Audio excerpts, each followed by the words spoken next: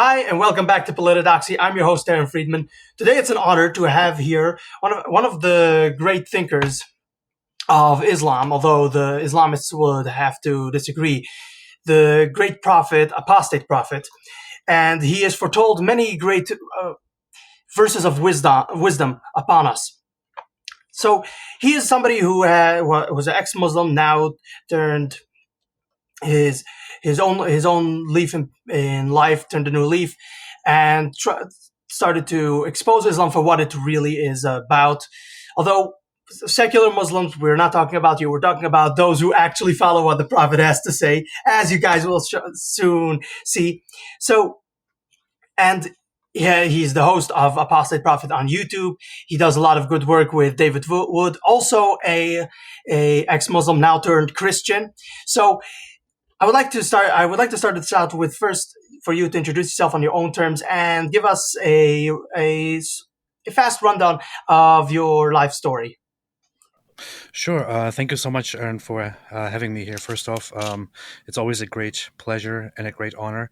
I want to make one slight correction, which is that David Wood is not is not an ex-Muslim, but he's a Christian, and he is a great critic of Islam. So he's Uh, not okay. I was yeah. under the impression that he's ex-Muslim. That's No, at he's least not that's an what I heard. ex-Muslim. He has a history with non-religious or atheistic, Ah, but then eventually at some point converted to Christianity and just had a just a very moment. close Muslim friend. Yeah. Your mic is very very very low. The audio. Oh, really?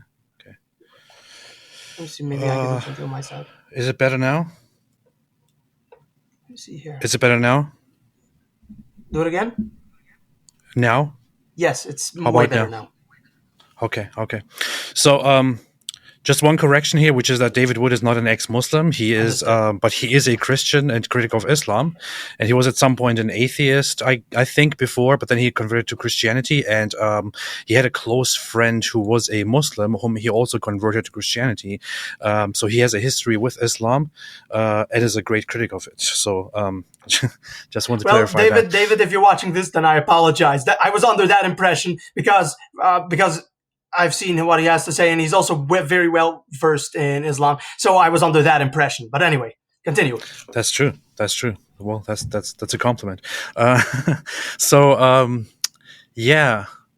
Uh, so I am an ex-Muslim of Turkish origin. I was born in Germany to Turkish, very religious Sunni Muslim parents. Um, at some point in life, I became very extremely religious and began devoting myself with much much sincerity to Islam. Although I always had the religious belief in Islam, I was never uh, as devoted as I became as a late teenager. Uh, then I spent several years practicing Islam very strictly and studying it strictly and all that, and tried my best. But it took a few years after studying, after reading the Quran 3 times, and reading all kinds of different Islamic books and practicing it and thinking about it and questioning it and trying to suppress my questions.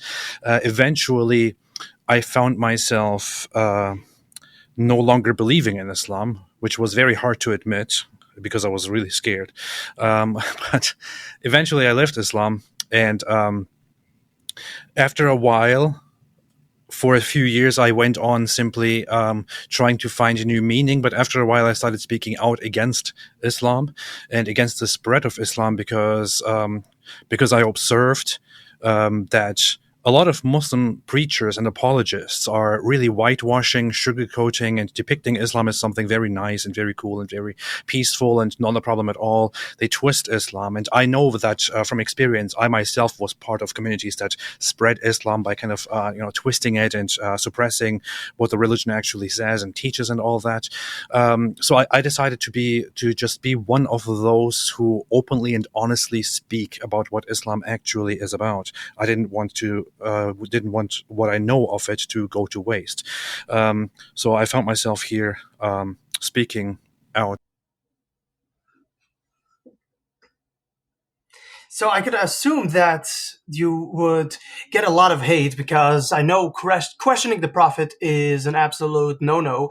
Now it is in contrasting with Christianity, where there's a lot of questions and there's a lot of answers. It's more acceptable to question Christianity, and in Judaism, Judaism is basically just built upon questions of questions of questions. You have two Jews in one room, and you have three different opinions. And what's the most Jewish thing a Jew can do is answer a question with another question. So Judaism is built on questions, Christianity a little less, but also it's acceptable to question. But Islam, it seems as though any questioning whatsoever would get you branded as a heretic, a kafir, as they call it, which is, by the way, in Hebrew, it's called a koifir. So it's pretty similar. The word, it means somebody who refuses to believe, or somebody who is not only not believing but seeks to mock the religion in and of itself.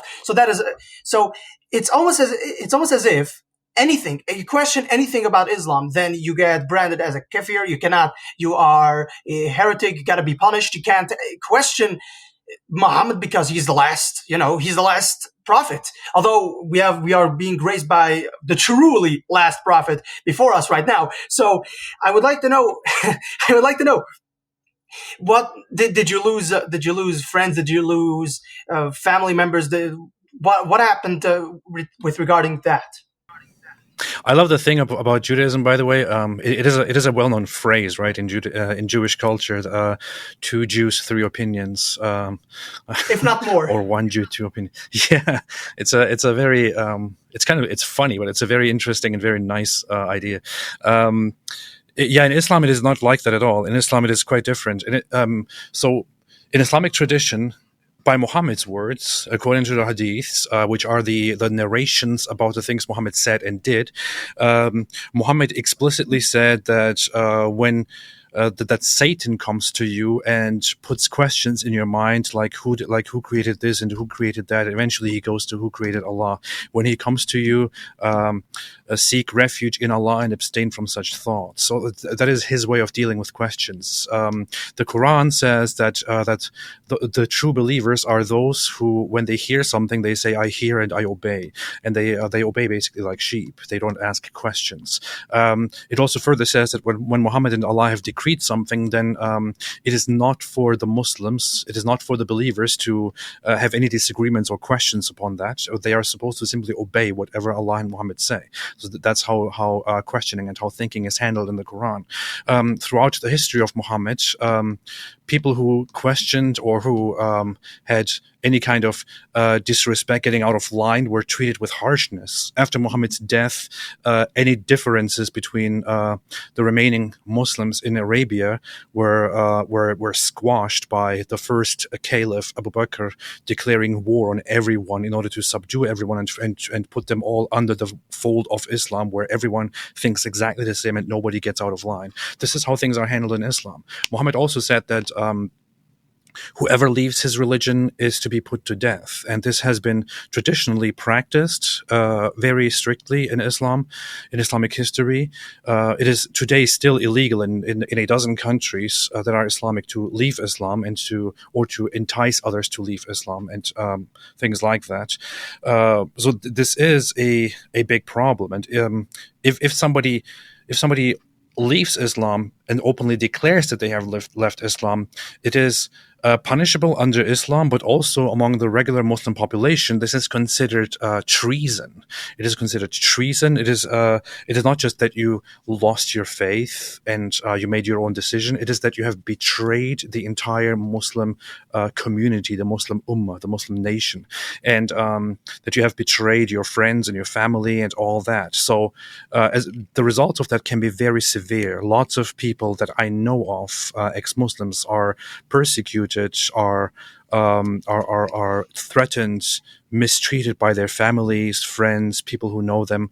I myself, personally, from the people close to me, I haven't faced immediate threats.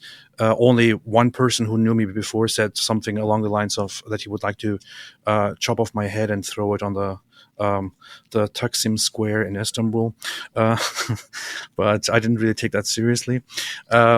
but my relationships with lots of people that I have known throughout my life, relatives, friends, have been severely harmed, with my parents severely harmed, which I was always aware that there's this risk, and I took that risk, and I made my steps, took my steps. But I'm just, all I want to do is to contribute to the decline of Islam in order to fight this messed up behavior, this messed up sentiment, to foremost change Muslims, because Muslims are the number one victims of Islam. And I think not because I hate Muslims, but rather because I want Muslims to change and to be better, and no longer to suffer, and not to inflict suffering upon their own children and their further generations. I want to contribute to the decline of Islam, and want to help Muslims to see and to leave Islam so that they can become better people, to be very honest. So that is all I'm working toward. That is my jihad. And that is, I would say that is actually a very noble thing. And we will go into this because some people are now, whoa, what do you mean noble? Because it's a religion, you should respect all religions. I'm like, nah, not all religions or all cultures are created equal. And we could go into we're not talking out of ignorance. This is one of the things that really pisses me off when people go and attack the Talmud, the Jewish religious texts, and of course, they are highly ignorant of the Talmud. They say that Jews look at the Talmud as the greatest authority, the book of the greatest authority. No, that's actually the 5 books of Moses, then the New Testament. And the Talmud is basically the oral law, which is how to follow God's commandments. It's not the most important book of Judaism. The most important book is the 5 books of Moses, actually. 5 books of Moses and the Old Testament. Then the Talmud is just the religious writings of certain rabbis' opinions. Most people just they don't get it. So and it's a lawyerly book, a scholarly book. They take things out of context, so that pisses me off all the freaking time. But so that's why I want to make sure that we are not talking out of ignorance. Those people talk out of ignorance when they talk about the Talmud. They misrepresent, take things out of context, mistranslations, lies, and outright complete slander. But with Islam, I want to make sure that I do not lie about somebody else's religion. Those people who attack Judaism or the Talmud for saying certain things, such as one of the things they say is that the Talmud says that in Gadshas, G-A-D space S-H-A-S, says that any Jew may violate but not marry a non-Jewish girl. It doesn't exist. Gadshas is not a book that exists, nor does that quote. So I just ask those people, why do you feel the need that you have to lie about somebody else's religion only to compensate? Is it because you need to compensate for your own lack of faith? Because you feel that your Christianity, and I'm not attacking Christianity, I'm talking about those specific people, your Christianity is not adequate enough to represent the God that you want to service, service you want to submit to. So it seems though you don't seek to submit to anything. You just seek to misrepresent other people's religions out of hatred and racial hatred as that. So when I'm going to talk about Islam, I always make sure to talk about, I always reserve myself. I have so many things to say about Islam. I always reserve myself because I know I'm not an expert. And if I were to make even one mistake, I don't want to do that. I want to give Islam a fair shot. So with that all in mind, I would like to say that when I watched your videos, David Wood and other people, I watched their videos about Islam, and it's almost as if, correct me if I'm wrong, it's almost as if Muhammad is just making it up as he moves along. He's just making up the rules. And here's one good example. I don't know, who was it? It was Abdul, I don't remember. One of his closest allies who came up with the idea of the burqa, that women in Islam should be completely covered. So he came up with the idea. Muhammad was like, nah, we don't really need to do that. And then he was like, no, dude, you gotta do this. You gotta do this. And then one day Muhammad wakes up and says, well, Allah just told me that this is what's gonna happen. It's almost as if you just made it up. He just really wanted it from you. You're his best friend. So you just were like, okay, fine, I'll give you this one thing. The women need to be completely covered from the head to toe. I mean, it's almost as if he's just making the rules up as he goes. What is your takeaway from what I'm saying right now? That is indeed true. There is one instance. I made a video about this a long time ago called "The Origins of the Hijab." That's where I'm taking this from. I'm taking this from your video. Yeah. And you can find it directly in the sources of Islam, again from the Hadiths and the Quran. The Hadiths are always used as an authentic source in order to interpret the Quran. So the story is basically that. So Muhammad has several wives at that time, multiple wives, and these wives up until this point, are not fully covered from head to toe. So they are not wearing the hijab and hiding their identity. They are going outside. It is a very primitive environment. Of course, at that time, there are no proper places for toilets. When people need to go and do their toilet business, they just go out to a designated spot out in the desert. Wait, toilet business? That sounds like Islam. Anyway, continue. When they need to go and look for their needs, they go out to a certain spot in the desert and do whatever they need to do and then come back. But at that time, according to the narrative, Muhammad's very close friend and advisor Umar, who also became the second caliph, whenever he sees Muhammad's wives pass by, he sees especially one who is known as Sauda. He says, "I have recognized you, Sauda," according to the narration, and which means you're not supposed to be recognized. You're supposed to hide yourself and who you are. And he goes to Muhammad and tells him repeatedly, "Tell your wives to cover themselves up." And Muhammad doesn't do it. He just ignores him. Eventually, again, in such a situation where one of his wives goes to pee, he like a creep says, "I recognize you," and then he eventually goes to Muhammad, and his wives complain and say, "Hey, we're being told that we're being recognized and this and that." So Umar goes to him and says, "Cover your women up," and Muhammad then suddenly finds himself in a state of trance and receives a revelation supposedly, and then says that Allah has commanded the wives of the Prophet to cover themselves up so that they may not be recognized and may not be molested and harassed outside. And then further says, but they are allowed to go outside if they have to, see to urgent business like going to the toilet. Otherwise, they should stay inside the house. That is the tradition. But yeah, so according to the narration, and Umar also says it explicitly, according to a narration, he says, Allah has agreed with me on several things. One of them is the hijab. So it is Umar himself, a regular guy and advisor of Muhammad, who suggests covering the women up. Muhammad ignores it until a certain point where he then says, "Wait a minute, I'm receiving a revelation from Allah. I'm receiving a revelation from Allah." He says, "Cover up your wives." Wow. Fantastic.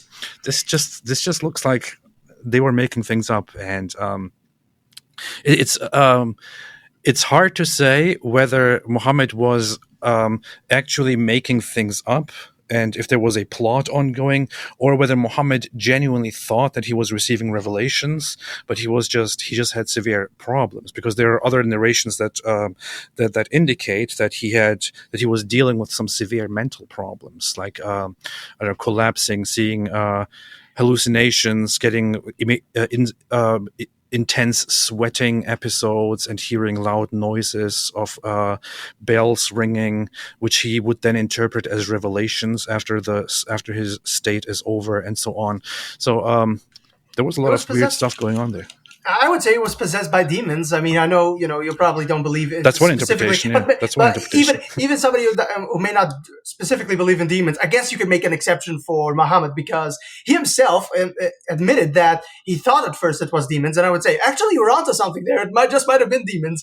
And another reason why it seems that another thing that I also noticed about Islam is that the people who are defending Islam, it's not about, and this goes back to the previous point about them, we're not allowed to question Islam at all. It's not so because of that. This creates an environment where you're not questioning Islam or trying to understand what it is.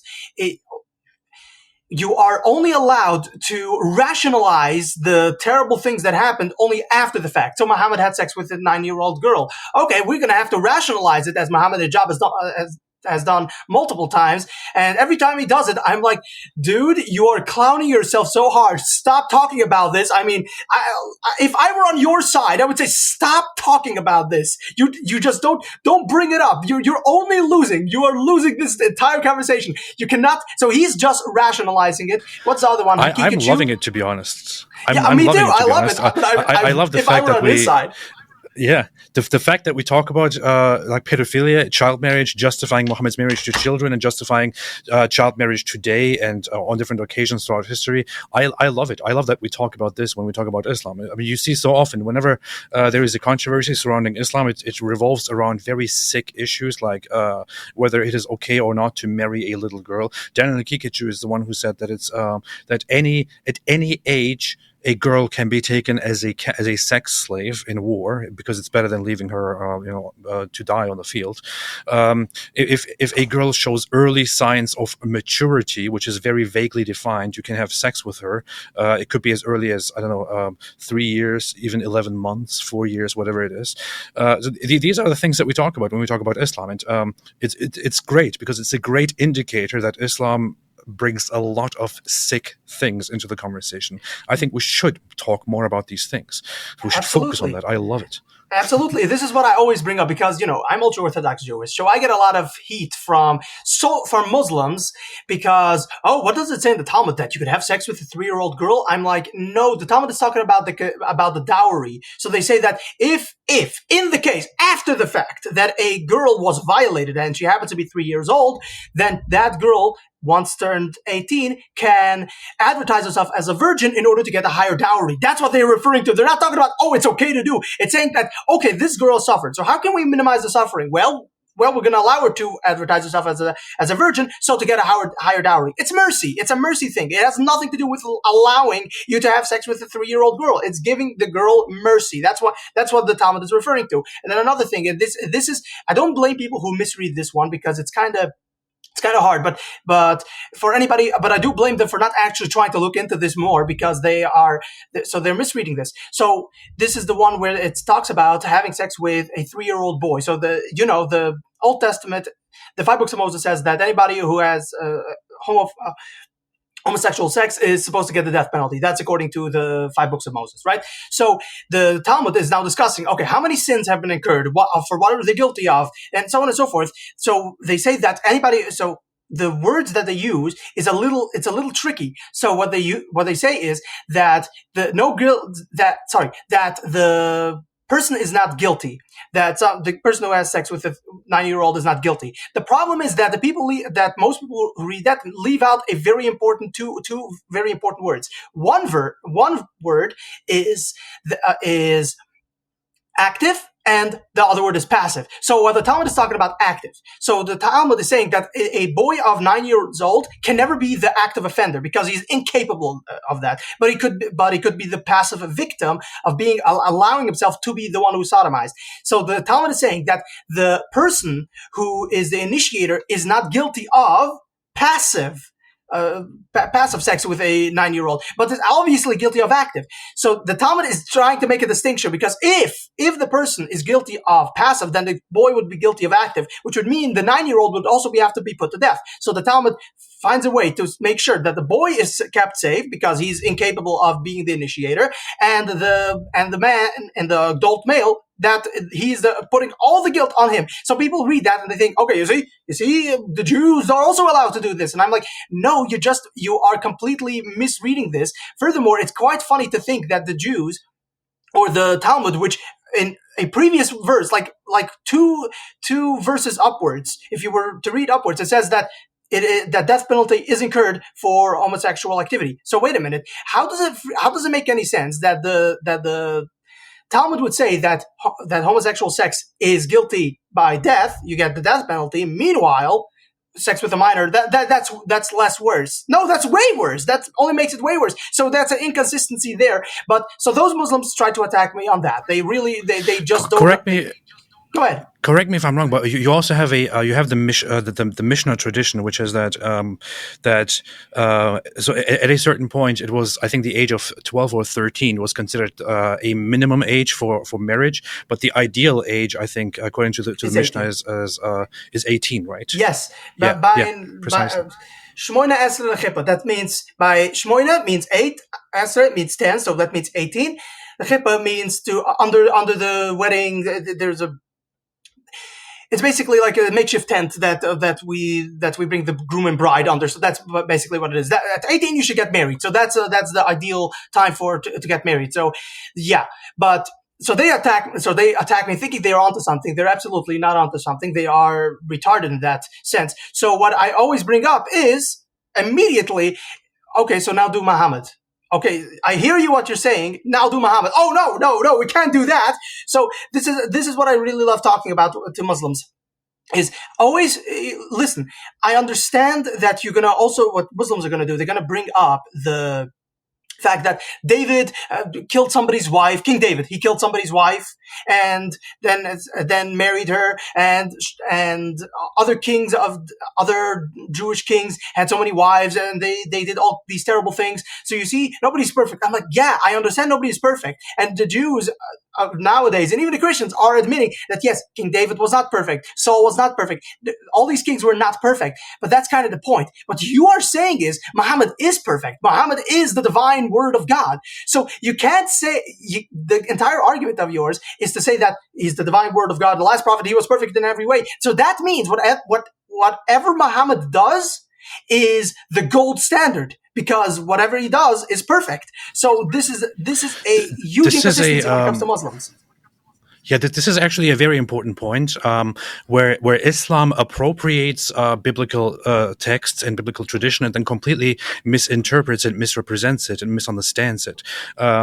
It needs to be pointed out. It needs to be highlighted. Muslims usually don't understand this because Muslims learn that Allah sent prophets, and these prophets are figures who are perfect. They are free from any flaws or free from sins or major sins or whatever you want to call it. And Muhammad, among all of them, Muhammad among all the prophets is one who is perfectly guided, who never makes a mistake, and so on. So you can never accuse Muhammad of making a mistake because he's the perfect example for all mankind, with a perfect pattern to follow for all mankind, for every time, for all times until the end. When they think of prophets, they think the other prophets, although not as perfect as Muhammad, are also necessarily free from sins. But that's not the point of the Bible. That's not the point of the stories of the prophets. That's not the point of any of this. And like you could argue from a Jewish perspective that Christians, misunderstand or misinterpret the Bible. However, even in Christianity, Christians are aware of the whole idea that prophets are not meant to be perfect people. They are meant to serve as an example for humanity, to teach moral lessons, to draw things from. They have their major mistakes, their minor mistakes, their repentance, their tests, their corrections issued by God, and so on. In Judaism, this is very important, which is why in Judaism, people who actually study a little bit of Judaism even are aware that these lessons, that these stories about the prophets are not meant to serve as perfect patterns of conduct. They are meant to serve as lessons to be learned from, and so on. Yes. Muslims don't understand it. They do not get it because Islam is so detached from the Abrahamic culture and tradition and the biblical tradition. Because Islam doesn't have the Bible. Islam claims to be based on the Bible, claims to be based on the same God that Jews believe in, the God of Abraham. But Islam comes from a pagan Arab culture where Muhammad does not directly adopt the Abrahamic beliefs. He appropriates them from a distance without ever understanding them, which is why he gets so many things wrong. I mean, the Quran in size is so much smaller than the Tanakh, so the Hebrew Bible, so much smaller than the Christian Bible. It is a tiny little book in comparison and lacks all the wisdom that you find in the Bible. The result of it is this ignorance that you are dealing with now. And it's basically, I'm going to be a little bit of a joke I'm going to make towards Christians, but I love Christians. So I'm coming here with good faith, okay? So it's basically, when it comes to Islam and Christianity was like, hey, Jews, can I copy your homework? And the Jews were like, yeah, but don't make it too obvious. And then the Muslims came along, hey, Christians, can I copy your homework? And the Christians were like, yes, don't make it too obvious. So it's kind of like that, except when it comes to Christianity, while I disagree with Christianity, I can see a lot of good things coming from it. I can see a lot of good lessons to be learned. When it comes to Islam, I'm like, your guy raped women. Your guy took sex slaves. Your guy was a conqueror. He killed people, chopped their heads off. only early in his life was he more tolerant. I would say this word. In earlier life, he was more tolerant towards the Jews. But then the Jews were like, "No, we're not going to submit to you because we already got our own thing going on here. Furthermore, you guys claim to Allah is it's your. I'm not going to say my God's name, but because that's how out of respect. But Allah, He is your God, and he's like, no, our God actually is very clear in the Bible what His name is. You just created a whole new name for it. I'm like, they were like, no, it is not. We're not talking about the same person. Furthermore, you guys conquered the cube. What's it called again? The Caba. You guys conquered the Caba, took it from the pagan idol worshippers, and said that this is to represent your own God, or Allah is within the Kaaba. I don't. You will probably be able to clarify this for me. But this Oh, is that is actually a pure very, very idol important worship. point. Yeah. Yeah, that's Go actually ahead. a very important, crucial point because it has directly to do with Jews and Judaism, the whole Kaaba issue. So, in the beginning, when Muhammad was trying to start and spread his religion, he was claiming that he is receiving revelations from the one God, who is also the God of the Christians and the Jews. He was really looking up to Christians and Jews because he was probably feeling he didn't like his own pagan traditions and his polytheistic traditions. He was an outsider. I mean, it might have to do with a psychological background. He was an orphan, allegedly, according to the story. His mother abandoned him and left him to these other people. He was always alone. He didn't feel at home. He encountered Jews and Christians, especially during his travels, and he really looked up to them and wanted to be like them. So he goes to Medina, which was a city that was apparently according to the records, very much built and turned into a prosperous place by Jews. So he goes there, The he Jews flees go there and again, lives there. controlling the world. Yeah. Yeah, and he tries preaching to the Jews and claims to the Jews that he is the same prophet that spoke to them. The Jews test him, ask him questions, apparently begin mocking him and all that. He eventually gets really angry about this, about the Jews not accepting him, and then a point comes up until which he was instructing his followers to pray toward Jerusalem, because that's what the Jews are doing. A point comes because of his Copycat. disagreements, because of the rejections from Jews. A revelation comes from Allah, supposedly, where Allah then says, finally, the first direction of prayer, the first qibla toward Jerusalem, was only a test for those who sincerely believe. But now turn around and face the Kaaba, because this is the will of Allah. So he turns Making stuff around and up. faces This the is other clearly direction. making Yeah, stuff yeah, up. I yeah. mean, come on, this is so blatant. Why aren't people catching Yeah, up to yeah. this? He's just making Yes. stuff up. And then you have the farting So, donkey. the direction of the Qibla, the direction of prayer in Islam, is something that came into existence as a result of Muhammad being rejected by Jews. So this is a very, very important thing for Jews actually to know about. I mean, it's freaking hilarious. Then you have the flying donkey, which is another thing that really pisses me off about, when I found this out, I was like, Muslims, please stop it about the Dome of the Rock. Because first of all, Dome of the Rock, that is not, there's no connection to Islam whatsoever. It is said that's where God created the world. Okay, fine. That's basically every religion, every Western religion, and including Islam.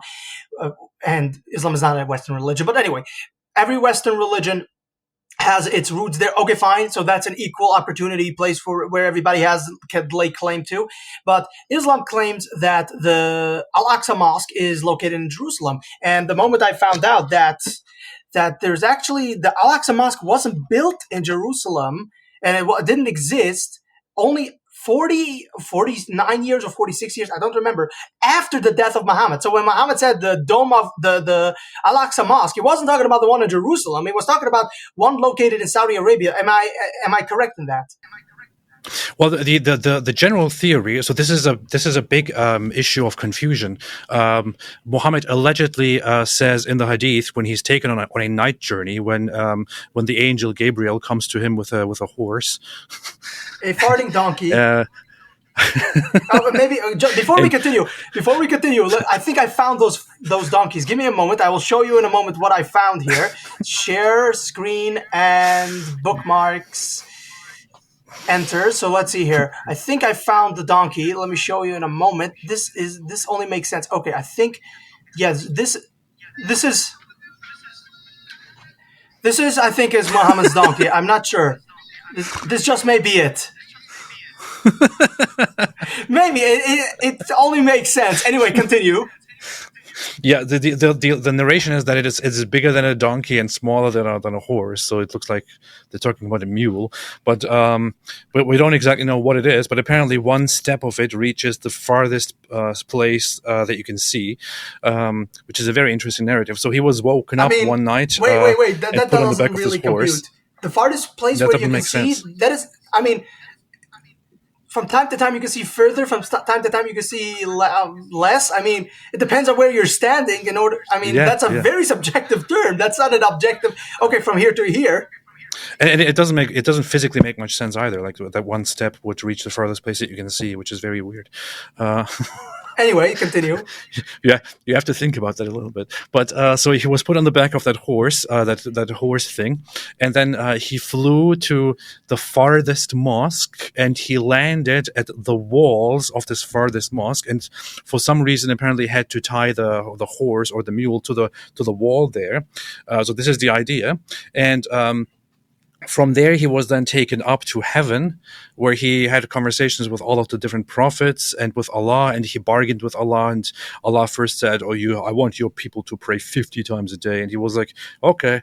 And then he left, and Moses was like, hey, you can't do that. 50 prayers, that's impossible. Go and try to change Allah's mind. And he's like, okay. Then he goes in there and changes Allah's mind, and this goes back and forth until they arrive at 5 prayers. So Muhammad was really good at bargaining with Allah, and Allah and Allah changed his mind. But it wasn't even Muhammad; it was Moses who instructed him to bargain with Allah. Very interesting story.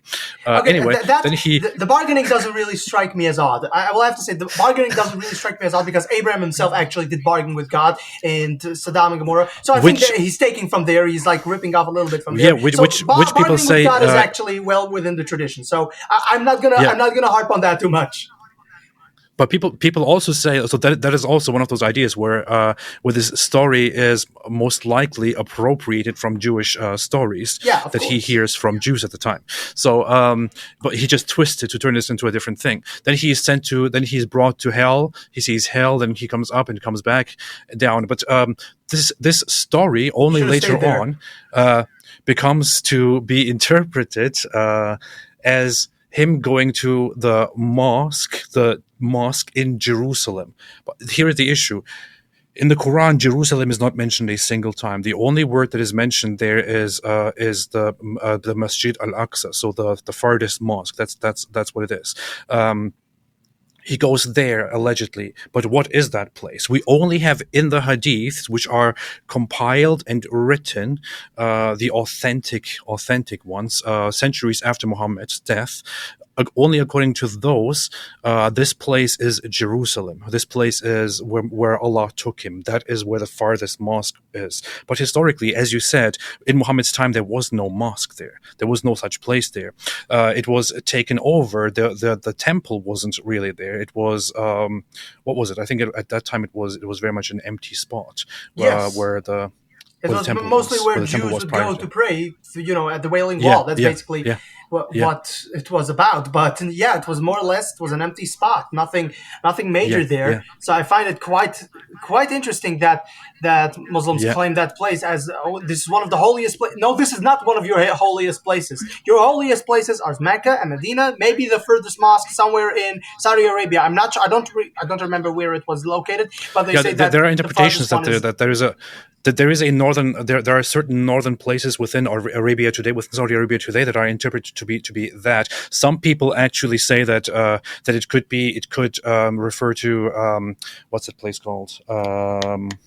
That place in Jordan now that is a very ancient site for. Yeah, Petra. Some people say that it could refer to Petra. Others say it could refer to what is known as Madain Saleh and other places. But the issue is, you're right. There is no connection between Muhammad and Jerusalem in his time directly, except that they were allegedly praying toward Jerusalem because the Jews were praying in that direction, and then eventually changed that direction. But until Muslims came to Jerusalem and conquered it and started building their own mosques there, Islam had nothing in common with Jerusalem. Islam had no claim to Jerusalem. Even to this day, Muslims do say that that Jerusalem is the third holiest place in Islam.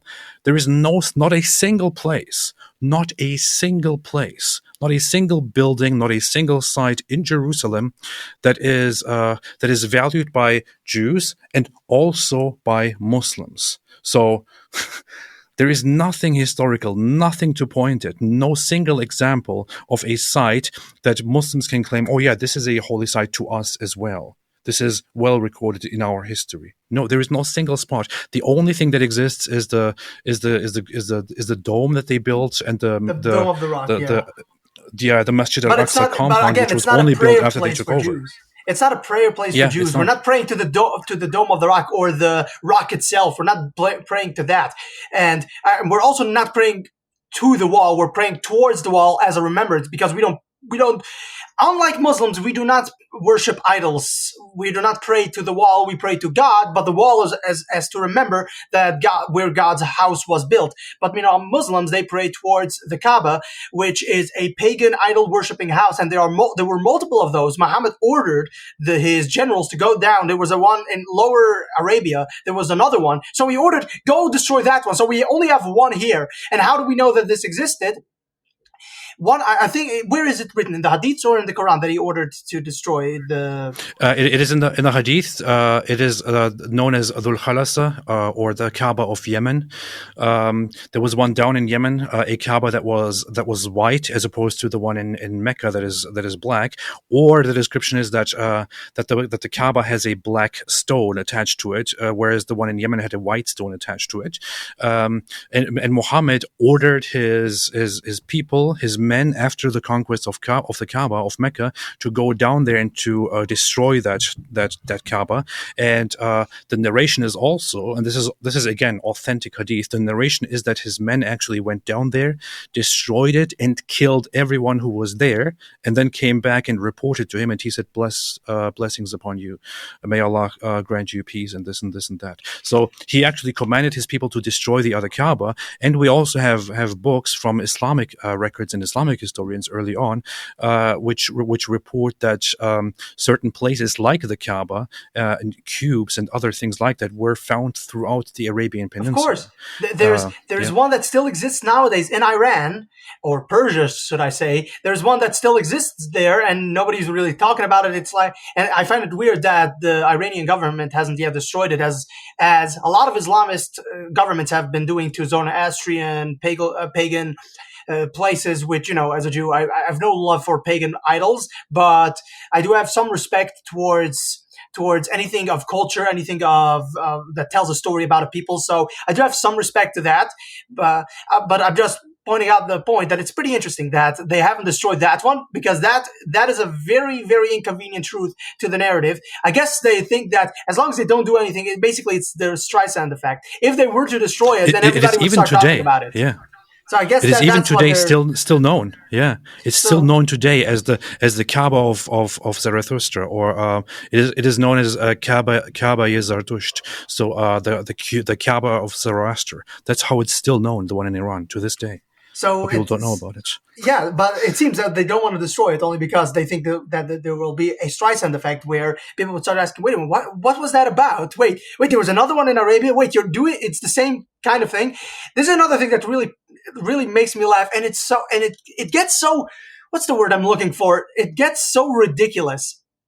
Certain people, what's the word? The preachers of Islam, what's the word again for a preacher of Islam? Not an imam, the other one. Yeah, the Dawah guys. So it's so funny because certain Dawah people on Instagram, they are so impassioned by their speech that they sound ridiculous. And one of them explains that the Kaaba was the one that was built by Abraham. It was the number one, the first place where people were able to go to worship God. I'm like, no, the first place was the one that the Jews built in the desert, in the middle of the desert. As nothing. The first one was that was like the first portable, but house of God. Then the first temple, then the second temple, and then now there is no house of God.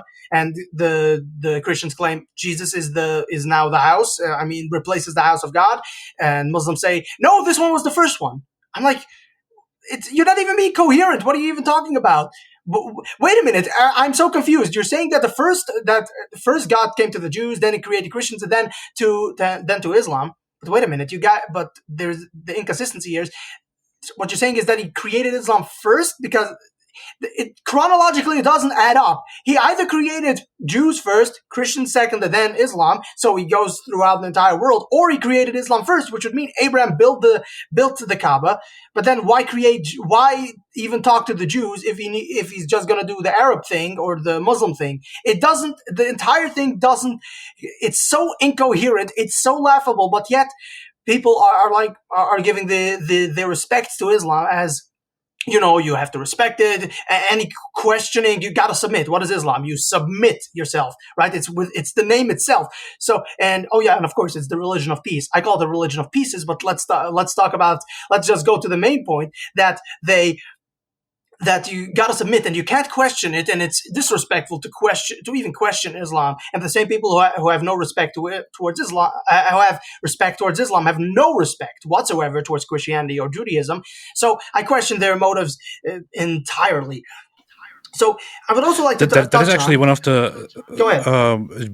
Briefly, want to say that is also that is one of the differences between Christianity and Islam in relation to Abrahamic biblical tradition. We talked about this earlier. How Christianity agrees largely, almost completely, with with Jewish history and chronology up until the point where Jesus comes into the picture, where it then detaches itself and goes a different direction, where then you reject this and disagree with them. With Islam, it is different. Islam completely rewrites everything and corrupts everything and doesn't even acknowledge the chronology, the history of the biblical narrative. As you said, and this is because Christianity came out of Judaism. The first Christians were Jews. Every they were Jewish one. people. Almost every single one.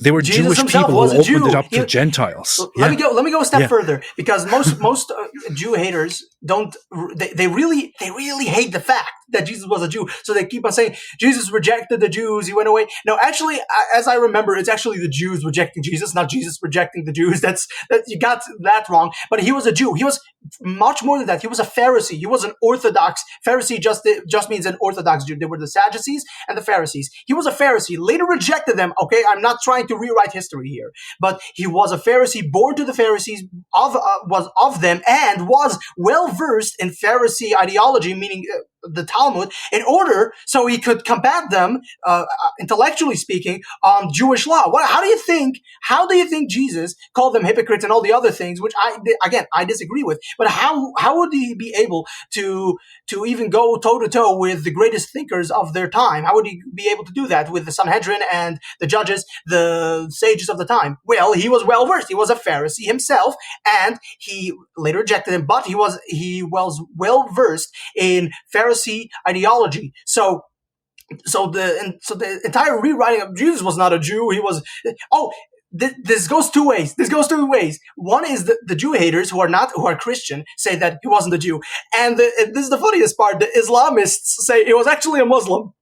Yeah, I'm sure you already heard this. Abraham was a Muslim, Moses was a Muslim, and Jesus was a Muslim. Why? Because a Muslim is to submit to God. They all submitted to God. I'm like, well, I guess I'm also a Muslim because I also submit to God. I'm like, what is this even definition of Muslim? That's a ridiculous perspective. It's so hilarious. It's a ridiculous perspective. It's just playing with words and playing with etymology in such an incorrect, ridiculous way. But yeah, according to the Gospels, the New Testament, the Jewish text, the Christian texts, Jesus himself was called a rabbi. He preached with the Pharisaic, authorities inside the synagogue. He was invited to read the Torah and preach with them inside the synagogue. So he was obviously, he also observed all of the holidays, all of the practices that Jews observed at the time, and that were upheld by the Pharisees at the time. I just want to give providence to what you're just saying right now, because there's this one verse that they say that he went to the temple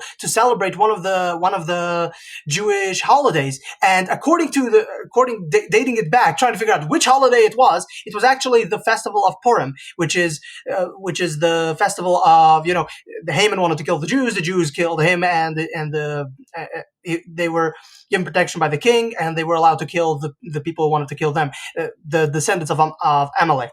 So that he was celebrating. So that was the day that they were celebrating, and it is so bad when you see those. Again, I call them Christian grifters because they're grifting off of Christianity towards their hatred of Judaism. So those Christian grifters are trying to say that, no, Jesus was not a Jew. Dude, he was celebrating a holiday that was created by the Pharisees themselves, because Purim is not one that you find in the Bible. It's not a biblical holiday. It is a holiday created by the sages, by what Jews call the Chachomim, which means, in a literal translation, the wise ones. So it is a man-made holiday in order to remember one of the happenings of the Bible, the book of Esther. So he was celebrating what the Chachomim created, which again, it also kind of creates a few problems towards Christianity, because if you reject them, why would you celebrate? But that's a discussion for a completely different time. So this goes. So I'm just wanted to give some providence to what you're saying, that he celebrated Jewish holidays, obviously, and he also celebrated the holidays that was man-made holidays in order to remember the God's miracles in certain times, and that one of them is Hanukkah, and the other one he participated in Hanukkah very, very prominently. He participated in that directly. So according to Christian text, he participated in Hanukkah celebrations. So which is very interesting. Yes. But and even according to the texts themselves, it wasn't like he was on this huge fight against the Pharisees at the time. He was part of them for quite a while, and they tolerated him, and they had him with them, and they let him preach and read and so on. But he kept on, and this is of course justified and seen as correct. But he kept on, rebuking them for certain views and being too literalist and too legalistic, while also after a while declaring. The Sadducees were the ones, the literalists. The Sadducees were the literalists, and the Pharisees were the ones who created the Talmud. The Sadducees were basically like Christians, except that they did not accept Jesus. They were literalists within the 5 books of Moses. So there's this one thing that Jews do. It's the tefillin. I don't know. I don't have it here, but it's something that I put. It's basically the certain prayers that we put on up here and right here on the arm, and we wrap it around. So the Pharisees said that you have to wear it here, right above the head, and right here. They would wear the one on the head. They would wear it right here, because it says "bain einecho." It means between the eyes. So they would translate it literally, between the eyes. The Pharisees said, no, you're supposed to wear it right here. The Orthodox Jews said, no, you got to wear it right here, above the eyes, not literally between the eyes. So the Sadducees were the literalists, and they died out because they didn't have really much any substance to them. They were the upper crust of Jewish society, and they were in part in control of the temple. So it was hard to get rid of them. But after the temple was destroyed, they basically had nowhere to go, because they didn't really have any fundamental religious laws. They were so connected to the 5 books of Moses, and that wasn't enough. So they basically, all of them died out, more or less. So this is the value of the oral tradition, right? Yes, this is the value of the oral tradition. The Pharisees, and most I know most Christians.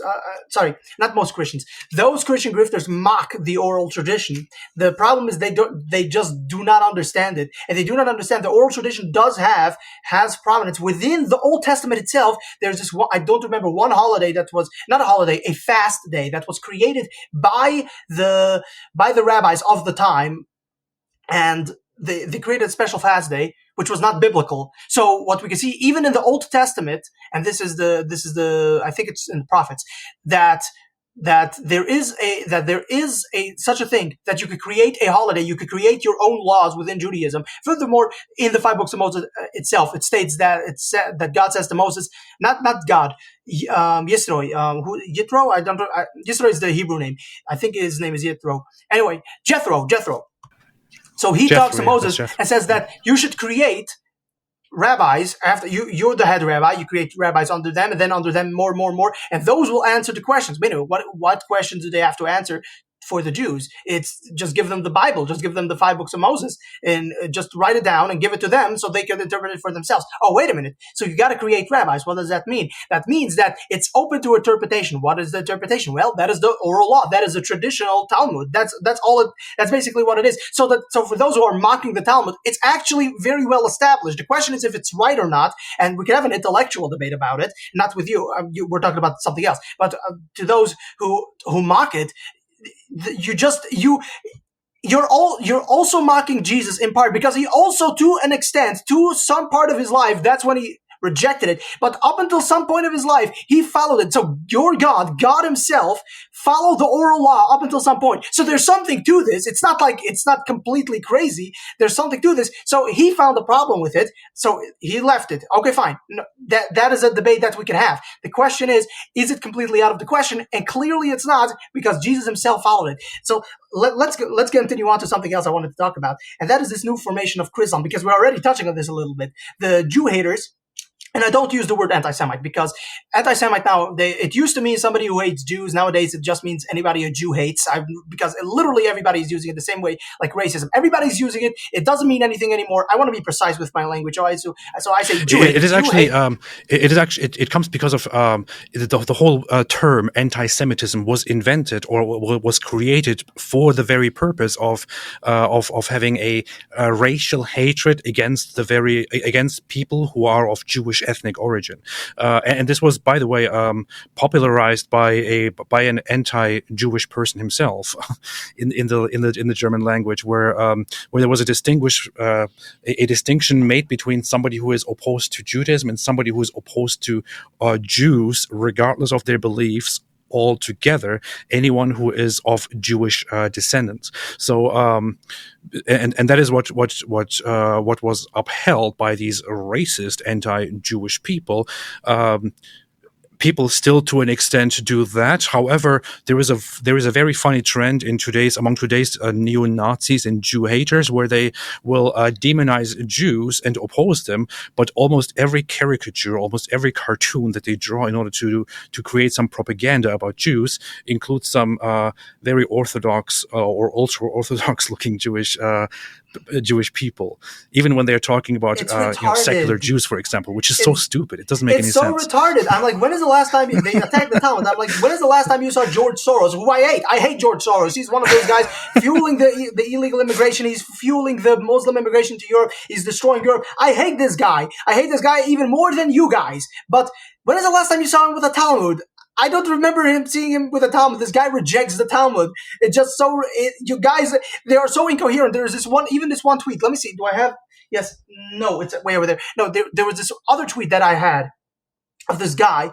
He said that the Talmud is a Zionist thing, but actually the Talmud is actually anti-Zionist for most people. They just don't know this. The Talmud says that since a Jew sinned, you're gonna go into exile. You can't reclaim the land because you're in exile. You gotta serve the time that God commanded you. And he says, well, the Talmud is Zionist. I'm like, dude, it's clearly anti-Zionist, but I'm like, dude, you are so retarded. You haven't read the Talmud. Please stop. Please actually look into this. Another thing that they love talking about, since we're already on the subject of the Jew haters, they're trying to create Chrislam, and a lot of them are Islamists who are desperately trying to create the Christian Islamic alliance. I'm like, first, before I even mention the other thing in the Talmud, I would like to point out, for those Christians who are like, look at the Jews, the scary Jews, they put Christian blood in the matzahs. That's another conspiracy theory that they really love talking about. I'm like, dude, I ate matzahs. I promise you there were no Christian blood in it.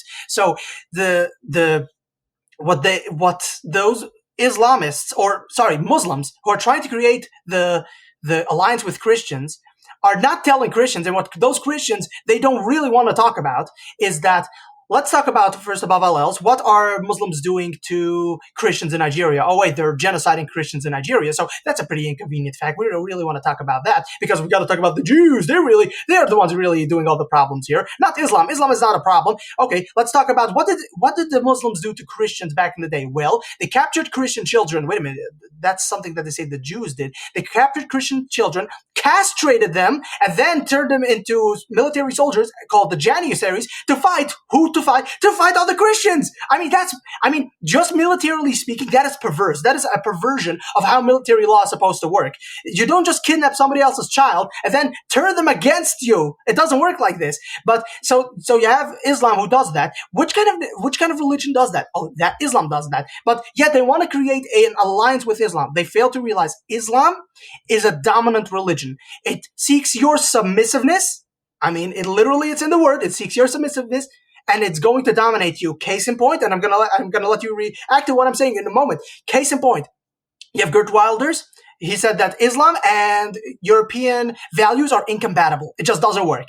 And why? Because it is a dominant religion. But where can I see this in reality? Well, I've noticed a very interesting trend in Europe, and you tell me if you've seen this as well, that Muslims who make their way to Europe, they pray in mosques. They also pray outdoors, and they disrupt everything. They just disrupt the entire thing. Why? Because we're now praying to Allah. Why do you need a mosque? If you're just going to do it outside, why do you need a mosque? If you're going to disrupt traffic, why do you need a freaking mosque? You need a mosque? No, you don't need a mosque in that case. Okay, but it goes even further. They also pray in Christian churches. They take over Christian churches and start praying in Christian churches. So I'm like, wait a minute. They openly encourage that, by the way.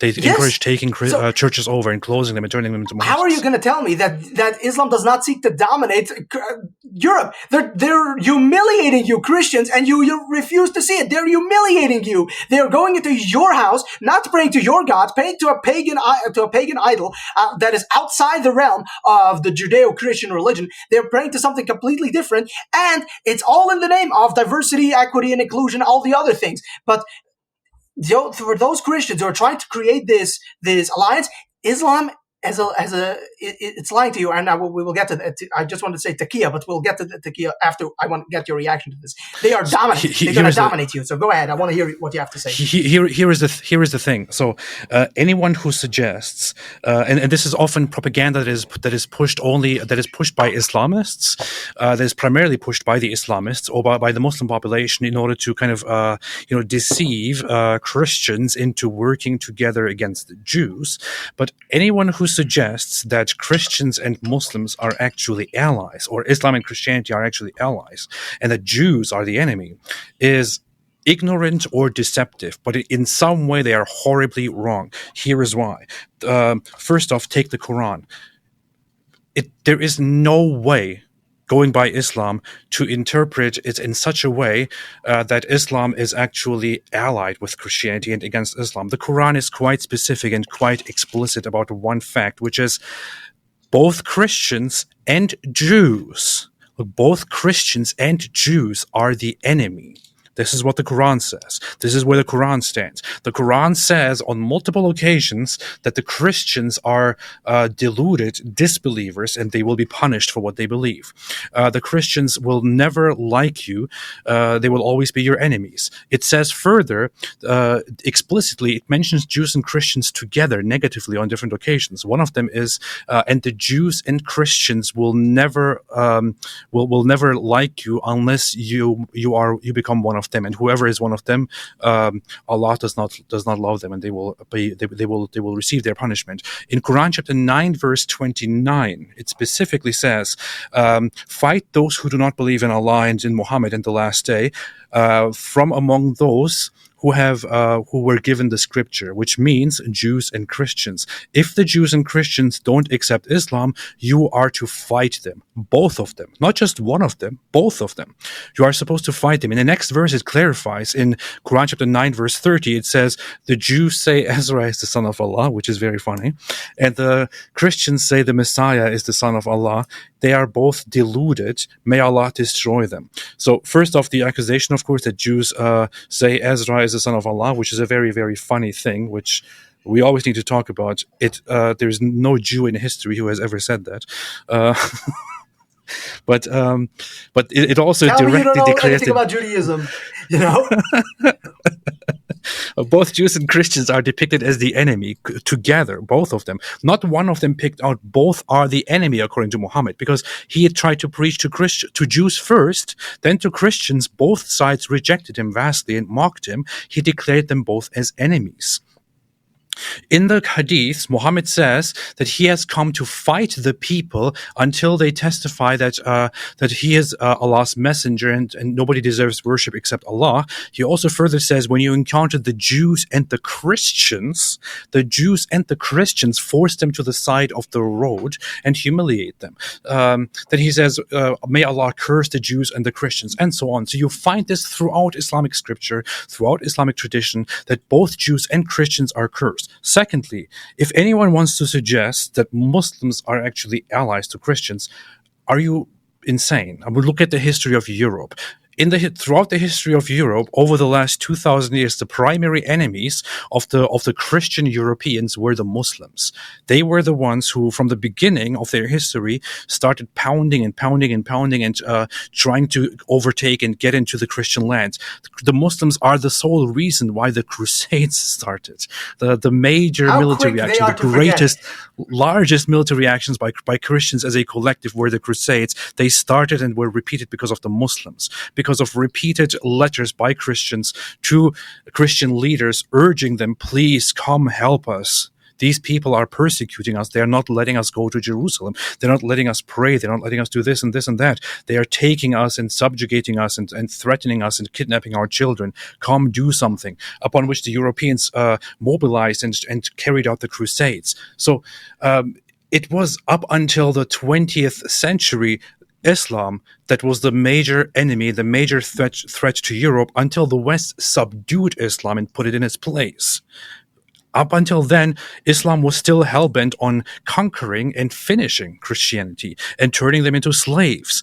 The Christian slaves were the primary slaves of Muslims throughout the Muslim world, in Muslim history, and so on. It is just absolutely ridiculous. And as you said, in today's time, immigration from Muslim societies is the primary reason why Christian Europe is being severely disrupted, which is why you will often see some neo-Nazi supposedly Christian voices ally with Muslims, because they are far away in America. They don't really experience this. But in Europe, you will see this much less, because Europeans actually know what Muslim immigration does to them.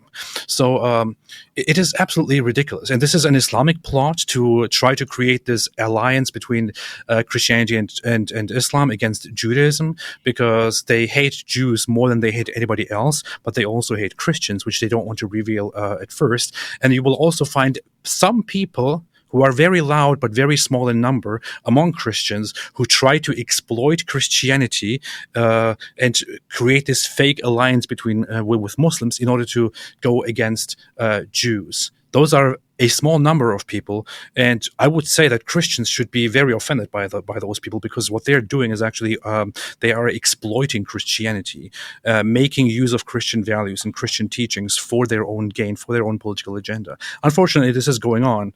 I don't think that there is much hope for these people anyway, because as loud as they are very unpopular, and they don't have much going on for themselves. You know? I would, yeah. I mean, you said it very well, and you know what? I really like talking about the fact that there's also this thing called in Islam. It's called the taqiyya, which I'm sure I would like to read to you. So here, let me bring this up again. I think I have it. Yeah, it's right here. Okay, enter, and all right. So the philosophy truth of sorry, I have dyslexia, so just bear with me. The philosophy of truth and deceit part, Roman numerals. I have a problem with Roman numerals. I think it's 4.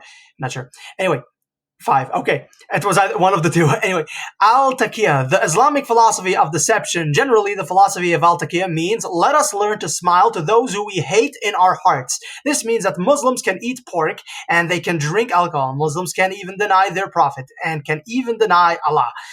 Muslims can even openly criticize Islam, and they can draw caricatures of Muhammad. And for all those things, they would go to paradise. But they can do all the above things if they do it to make Islam stronger, or to guarantee the final victory of Islam through weakening the idols. Okay, so I'm bringing this up because I want to also contrast this to something that people are saying about Judaism and about the Talmud, that the Talmud says that a Jew may lie to a Gentile or Goy. They really love, I found that they really love using the word Goy because they think it's some kind of insult. Goy is a Hebrew word. It means nation. Because if it's an insult, well, I guess Jews are insulting themselves because God said, Jesus used the word. Goy Gudoil. Goy Gudoil means a great nation. Jesus used the same word. Jesus used it as well.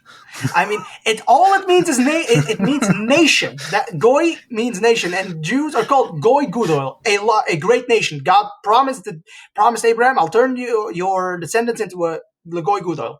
That means large nation. So anyway, so they really love getting upset of that word. I'm like, dude, all it means is nation. You're getting upset over nothing. But what they say is that the Jews believe that you could lie to a Gentile, and you can obscure the truth, deceive them anyway. That's basically what they have to say. The problem is that, you know where they're taking this from? They're taking this from in the Talmud, where it's talking about a tax collector who went over the amount that they are allowed to collect. And by the way, in that same verse, it also says that you may not take charity from a tax collector because it is automatically assumed that it is stolen because tax collectors would constantly take more money than they are supposed to. So that is the context. That is just an interesting part of the context. So it's talking about specifically a tax collector, and it says that here's the interesting part. It takes a very interesting turn, which they don't really want to talk about. So it said that one of the rabbis brings an opinion. Well, I think you should be able to do this to somebody who has already went above their amount that they're allowed to take. So we're talking about somebody who's already stolen from you. So the question is, am I allowed to lie to him? And one of the rabbis says, yes, you're allowed to lie to him, to them. And if you want to go into court, you could do this way. If you're in a Jewish court, you could say, well, this is our law, and we exonerate the Jew based on our law. And if it's in Gentile law, if it's a Gentile law, then use Gentile law to say that, well, the Jew is not guilty because this is your law. And if there's no way, then there's basically no way you should. I don't remember exactly what it says, but point is, you could trick around with a tax collector. So first, above all else, it's talking about specifically a tax collector. It doesn't say all Gentiles every time, everywhere. It says this specific instance. But here's the funny twist that they don't really want to talk about. Then you have, I think it's Rabbi Akiva, who says that, no, you shall not do this because you will be not blaspheming. You will be desecrating the name of God if you were to do so. So one rabbi says, yes, you can do this. Then Rabbi Akiva comes along and says, no, you can't do this.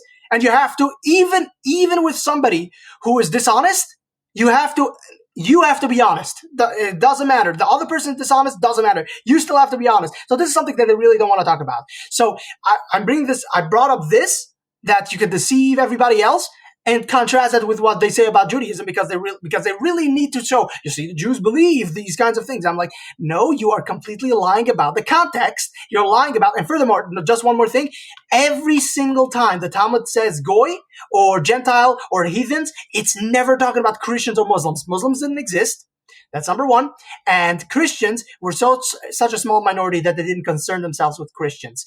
The Talmud is every time talking about star worshippers and idol worshippers. Pagans as well. Every single time. And it's, by the way, in the Talmud itself, I know I'm taking up some time here, but I want to make sure that people understand exactly the context. So here's the proof to it. It is one of the other things that they love bringing up is that the Talmud says that Gentiles love having sex, would rather have sex with the animals in their barn than with their own wives. That is something that the Talmud actually does say. Here's the full context of that. They are talking about, and they're talking about this because about bringing an animal to the altar of God to sacrifice it to God. So are you allowed to give a Gentile to hold your animal while you take care of business of other things? Are you allowed to hand it off to the Gentile? And maybe you should be afraid that he will defile the animal in the process. So that's basically what they're trying to discuss. what they're actually talking about specifically is idol worship is how do we know this? And they're not talking about Christians. It's because they asked the question, wait a minute, maybe the same kind of thing should also apply to Jews, because maybe the Jew wanted to have sex with the animal. How do we know that only Gentiles want to do this? The answer is because this stems from the Garden of Eden. In the Garden of Eden, when Eve ate from the forbidden fruit, she was in a way defiled by the serpent. In a way, the serpent defiled her by making her eat the fruit, and now she has this impurity within her, and we all have that same impurity. But why should we not be afraid that a Jew might have the same kind of instinct to want to have sex with the animal? It's because we accepted the 5 books of Moses. Wait a minute, who else accepted the 5 books of Moses? Let's think. Let's put our minds together. Oh wait, Christians and Muslims also accept the 5 books of Moses. So it can't be talking about Christians and Muslims, because the thing that separates you from the pagan worshippers and the idol worshippers is that you accepted the 5 books of Moses. So Christians who are playing this game, saying that, oh well, do you see the Talmud is talking about us? And I would just have to say, maybe this sounds like a you problem. If you think it's talking about you, maybe this is a you problem and not so much a problem for talking about all Gentiles. And for the Hindus in the audience and other people who are pagan worshippers, I will say that I will just say you're not doing yourself a favor by, I don't know if you saw those videos about the cow dung. They smeared themselves in cow dung, and I'm like, you're not doing yourself any favors dispelling this notion that the Talmud is saying that you would rather have sex with an animal. If you cover yourself in that, you're not.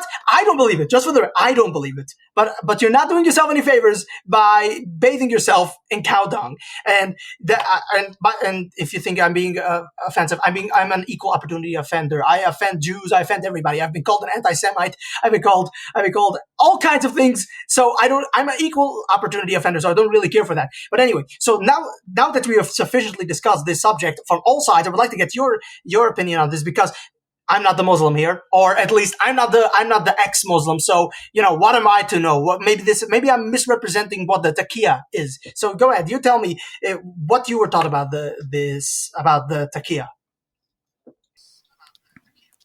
Well, okay, I have to be very fair, I have to make one correction to this, which is that so the way it is described on the screenshot that you have, I would say it is not entirely fair and accurate. I would say that to be very accurate and very fair, it wouldn't be correct to describe that Muslims are allowed to, for example, violate certain issues like eating pork or drinking alcohol just in order to further the agenda of Islam. They would, however, be allowed to suppress or to deny certain things that their religion says, or to lie by omission in order to then further the agenda of Islam, or in order to twist things. It would be also allowed for them to make commitments, to say, okay, I agree to do this and this and that, but then to break that agreement in order to further the agenda within Islam, especially if they're dealing with people who are in one way or another opposed to Islam, because if they are dealing with somebody who is in one way or another opposed to Islam, they can consider that person an enemy of Islam. And since Muhammad said that in a war against the enemies of Islam, you are allowed to lie, they would interpret that as an occasion where lying is allowed, because it benefits the greater the greater good of the Muslims and Islam in general. So as a result of this, you can say, for example, Islam is a religion of peace. Islam is the most peaceful religion. Islam is the most just religion. Islam is a religion where nobody can be harmed, or nobody can be killed unless it is for a very strict necessary act of justice or anything like that. And you can always say these things because on the surface it sounds like, oh wow, Islam is totally against killing. But if you just go into the discussion further, what you will have to understand as a context of the situation is that Islam considers it an offense to criticize Islam, to leave Islam, to commit blasphemy, to do anything that is offensive to Islam. So if somebody offends Islam, you're allowed to go and kill them. That person is allowed to be killed. That person is allowed to be persecuted. Populations that reject Islam are allowed to be persecuted. So you can't say, yeah, Islam is totally for peace and totally against violence, against unjust violence. But what they are actually saying is that, yeah, Islam allows violence if it is justified. The situation is just that Islam justifies violence in so many cases that would be totally unacceptable to the average person in the 21st century. They're also allowed to deny certain things, allowed to deny that they are Muslims, if it puts them in danger to speak the truth, or if speaking the truth will be harmful. And this is again up to some interpretation by scholars. If speaking the truth will be harmful to Islam or to their own lives, so. It allows them quite a little bit of leeway to lie and to twist the truth and to omit the truth. So it does have that entire system. When it comes to taqiyya as a concept where lying is much more freely allowed, Shia Muslims are given a lot more permissions when they are when it comes to the permission to lie, which comes from the history where Shia Muslims were very much oppressed and mistreated by Sunni Muslims, which is why the Shia scholars taught the population, hey, if you are stopped somewhere and they ask you, are you Sunni or Shia, just don't say that you're Shia, because you might be in danger. And in connection to that, you are also allowed to say all kinds of different lies throughout your life, just to protect yourselves and to protect the Shia community, which is why lying was much more allowed on their part. But yes, Islam does allow lying and omitting the truth if it furthers the agenda of Islam, although the text that you read would be a little bit of a characterization and mischaracterization of that. But yeah, dishonesty is part of Islam. You see, this is why I had you on, because I could have done this by myself. It's just, this is what it says. I'm trying to get things accurate. I'm not going to misrepresent Islam, okay? But I would like to say, the way you represent this, I would have to say, first above all else, for all those who are trying, you see, the Muslims are our friends. You see, they were going to ally with us against the Jews. I'm like, no, they're not. They are deceiving you. And how could they be deceiving me? They're people of God and they respect Jesus. Just look at this. And maybe not this one, but just look up the concept, and then you'll see that, oh, wait a minute, they're lying to you and they're deceiving you. But the way you put it down, I would have to say that by this definition that you just gave, this makes Muhammad a very, very good Muslim, because he's following everything to a T, and this also makes Muhammad a very good Muslim. And this is something that I also wanted to point on earlier, that Muhammad while he goes around saying that, no, we're going to rationalize why Muhammad had to have sex with a 9-year-old girl, we have to rationalize it. And I think it was you or David Wood, one of you two, said that he could go out there and say the best arguments you've ever heard for having sex with a 9-year-old girl and explain it away. This is a no-winning argument, because now people know Muhammad had sex with a 9-year-old girl. So it's a complete losing argument. So I was like, okay, that's a good way of putting it. So Muhammad Hijab was asked, could Jews and Muslims live together in peace? And you won't even freaking believe his answer to this. He said yes. What was his example? His example was that Muhammad had a Jewish wife. Okay, for those who don't know how outrageous that is, I will explain.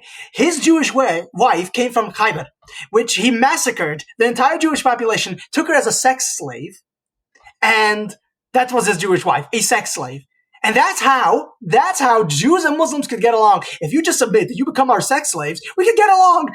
I'm not kidding. That was I was going to think that he was going to bring up some time in history. Well, the Jews were persecuted by the Christians in Europe, and they were thrown out of Spain, and the Turkish Sultan let them in. I thought he was going to say something like this, and he wouldn't be completely incorrect. It actually did happen, and the Sultan did let in the Jews, and the Jews did have some good times with Muslims throughout history, some bad times, some good times, different periods. I thought he was going to bring up something like this. His example was that Muhammad had a Jewish sex slave. So that's how the Jews and Muslims could get along. I mean, what is your reaction to, does this, does this fall in within the character of Muhammad Hijab to explain? Yeah, actually, yeah, we could get along. You just gotta be our sex slave. That's all you gotta do. I mean, it is. It's so funny because it is very messed up to understand the further context in there.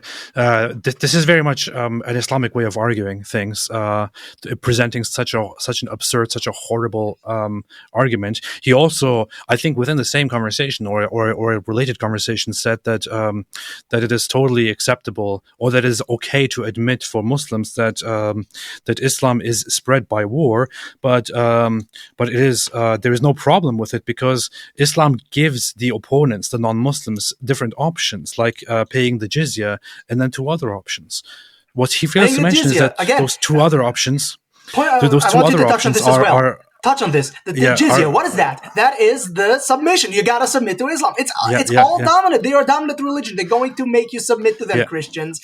You want? the They're the not your two other ally. options here are are Go are ahead. being killed by the Muslims and forcibly converting in order to avoid getting killed and enslaved, or paying the jizya. And paying the jizya, which is the one option that he mentions, on the surface sounds like, oh yeah, you're just giving us, being left alive and giving us some money. That's not what it is. It is literally protection money. It is protection money like the mafia would collect, like gangsters would collect, where they say, okay, we won't kill you, we won't enslave you, and you don't have to convert. However, you will now be our subjects and you will do whatever we want you to do, and you will be allowed to practice your religion within limits that we see fit, where you adjust your lives so that it does not offend us Muslims. And you will always have to consider us Muslims as superior people who have more rights than you do because you are lesser people. And you will pay us a certain amount that we can decide based on our needs. If you fail to pay that, then you are fair game and we can just hunt and kill you. So that is what the jizya is. That is what the jizya is historically, and what the jizya is according to the Quran chapter 9 verse 29, and how it was also applied. And here is the issue, especially when Khaybar is mentioned. Khaybar was attacked by Muhammad and his armies. The people were massacred, were destroyed. He took slaves. They took slaves. He took a wife from those slaves. And Khaybar should sound familiar to some people who are familiar with anti-Israel protests, because to this Yeah. day, Muslim protesters will go around, and whenever they protest against Jews or against Israel, they will repeat a slogan that goes Khaybar Khaybar ya Yahud, and then Jaish Muhammad something something, which means Khaybar Khaybar, a Jews, the armies of Muhammad will return, or something along those lines. But this is a significant event for them, because to them, although Jews don't know much of this because they don't really care about this little history with the Muslims, but to Muslims this is a very important event where the Muslims dealt a brutal deal to an entire Jewish tribe, and even and took slaves from them and so on. And they are saying, when they make these protests, just you wait, Jews. The day will come again when we will treat you like we treated you in Khaybar, as a collective, as Muslims. So for Muhammad Hijab to go there and give an example from Khaybar just is even more sick and even more messed up than it may originally sound. Yeah. Furthermore, let's also touch a little bit more on this Muhammad Hijab guy. For those who are, I'm sure those guys I know. I have to go Oh, just in a little bit. So okay. We if you can kind of once we get to 1 hour and 30 minutes, and we will start wrapping this up. So this Muhammad Hijab guy, which his name is very Muslim, Muhammad Hijab. I mean, very Muslim, and you gotta appreciate the irony. So you also had some run-ins with this guy, and what is up with this guy being obsessed with violating women all the time, explaining how manly this guy is, and talking about peeing in people's faces? What the hell is wrong with this guy? What's his deal?